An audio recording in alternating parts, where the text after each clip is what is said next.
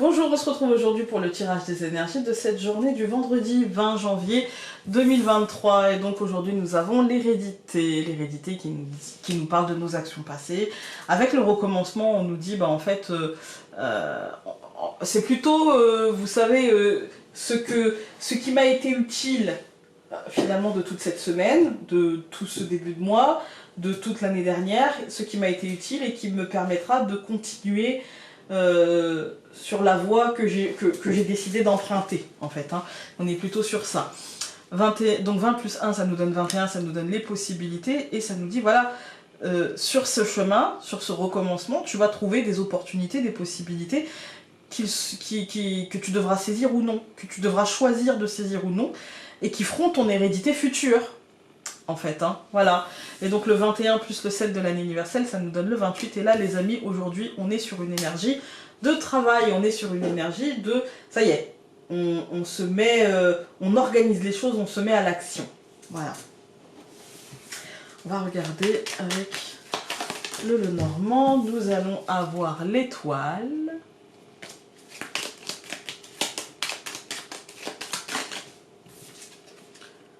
l'encre. L'étoile, surtout dans ce jeu, j'ai pris la danseuse étoile, il y a ce côté travail acharné. Ça nous paraît fluide et simple, mais ça découle de ce qu'elle a fait avant, ça découle de tout le travail qu'elle a... C'est pas... Elle n'arrive pas comme ça, à la bouche en cœur et allez hop, c'est fini. Vous voyez? C'est pas le soleil. Le soleil, c'est presque...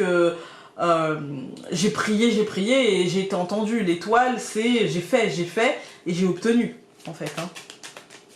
Je dis souvent quand on a la carte de l'étoile, c'est viser la lune, pire vous finirez les fesses dans les étoiles. Mais vous avez fait. Vous n'êtes pas resté inactif. Le nuage. Ce sont des cartes qui sautent. Hein. L'arbre.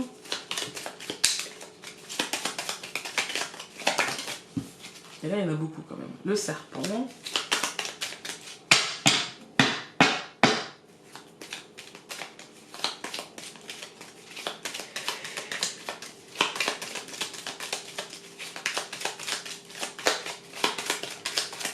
Je coupe. Le cœur et l'arbre. Écoutez, moi j'y vois, ouais. Moi j'ai la sensation d'un apaisement. Vous voyez, d'une acceptation, d'un apaisement émotionnel, de quelque chose qui s'ancre et qui redevient sain, en fait. Hein. Donc nous avons le jardin, l'étoile. Au centre, l'homme. Ah, on est sur une énergie plus concrète. Nous avons l'encre et la clé.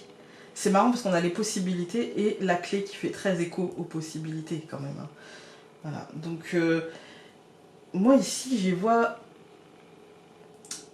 une sorte de compréhension de ce qui nous entoure. Vous voyez, avec le jardin, l'étoile, une sorte de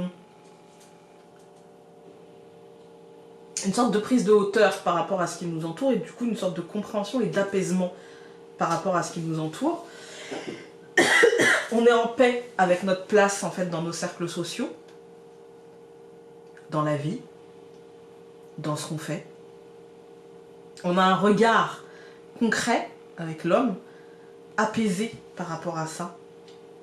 Et on sait que ça va engendrer des conséquences, puisqu'on va saisir des opportunités, on va lever l'encre pour aller l'ancrer ailleurs, on va pas forcément trancher les liens, mais au moins essayer de les assainir, les liens avec nous-mêmes, parce que c'est avant tout les liens avec nous-mêmes dans une situation bien donnée, et on va saisir des opportunités de faire autrement.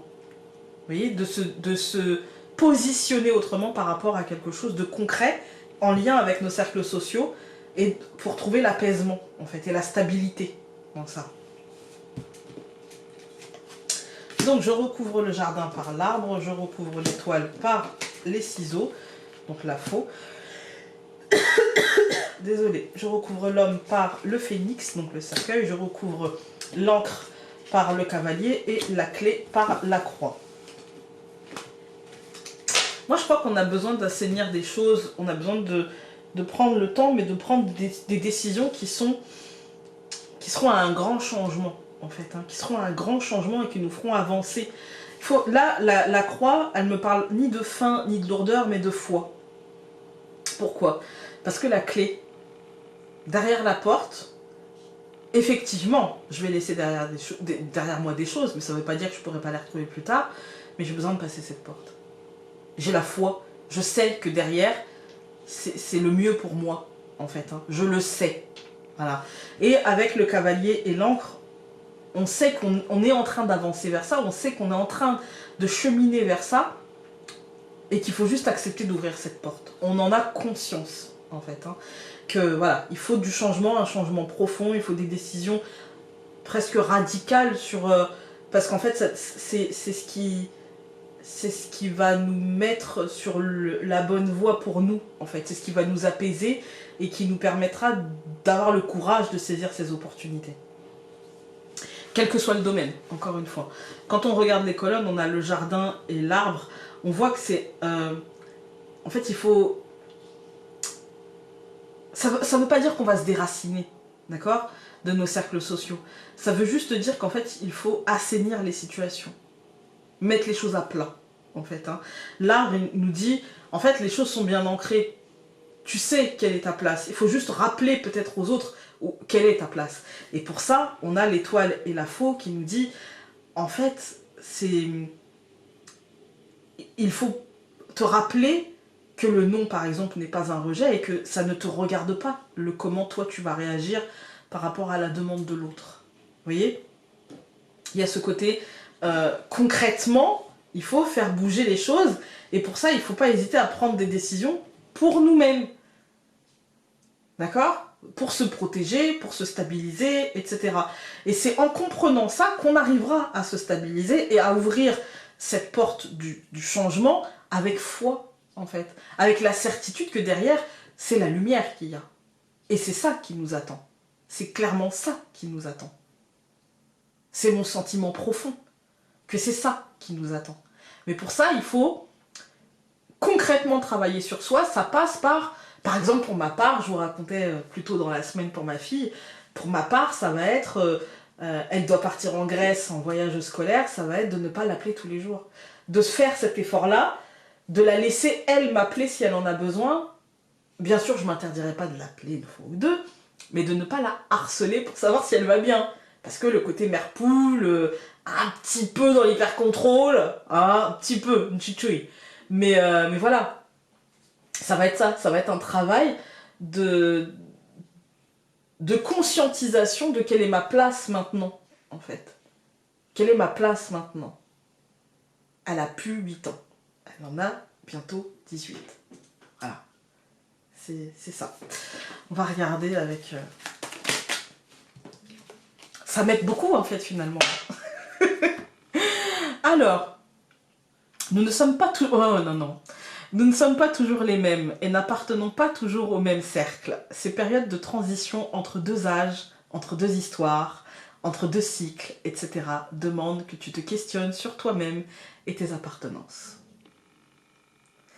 Je dis non parce que ça va forcément me questionner sur... effectivement, comme toutes les mamans, on est avec nos enfants beaucoup maman, et pas beaucoup femmes, en fait, hein.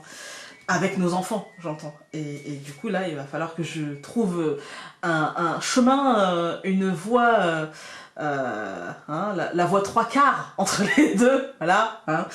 Écoutez, j'espère que ce tirage aura pu vous être utile. En tout cas, à moi, il a été utile encore une fois. Hein. Et puis, on se retrouve la semaine prochaine, donc lundi, pour un nouveau tirage. Salut!